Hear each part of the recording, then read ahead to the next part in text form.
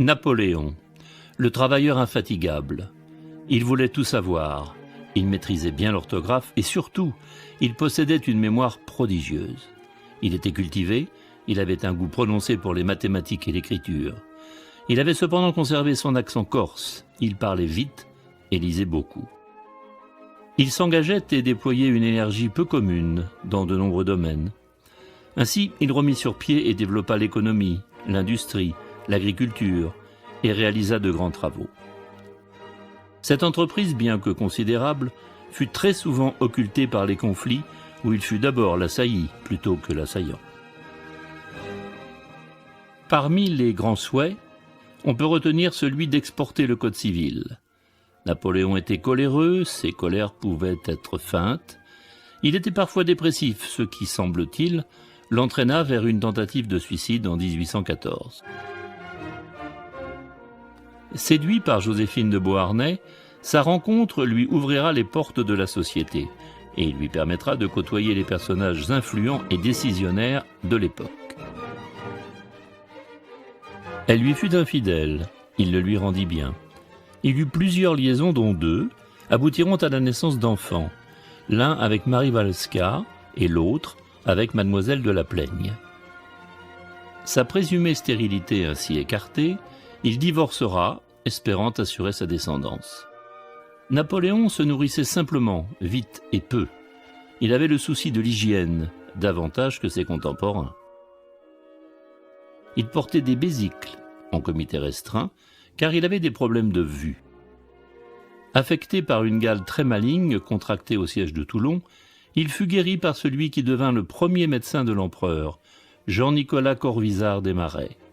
Il fut également atteint d'une maladie vénérienne, mais c'est d'un cancer de l'estomac qu'il mourut. En ce qui concerne la religion, il se rapprochait de Voltaire. Pour lui, le christianisme était un facteur d'ordre social.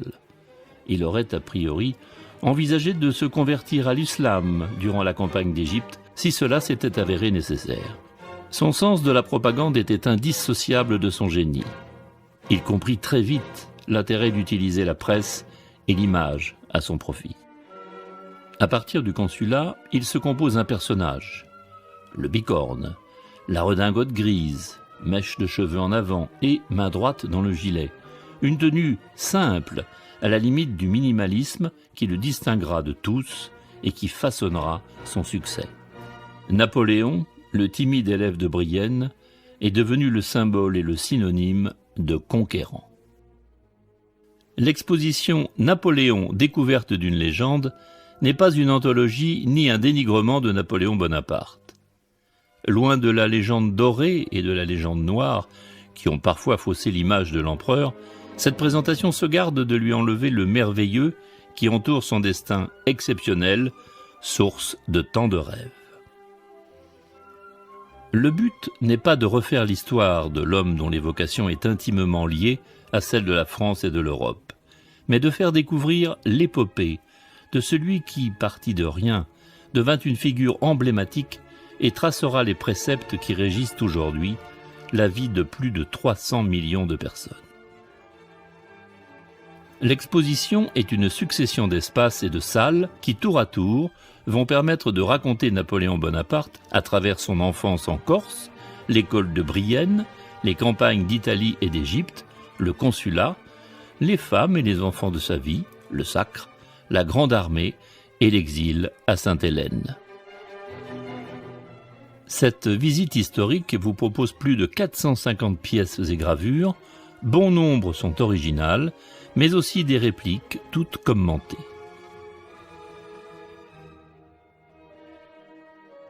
Une mise en scène chronologique apporte aux visiteurs, à travers le cheminement des objets, la découverte de l'information, de la connaissance et de l'histoire.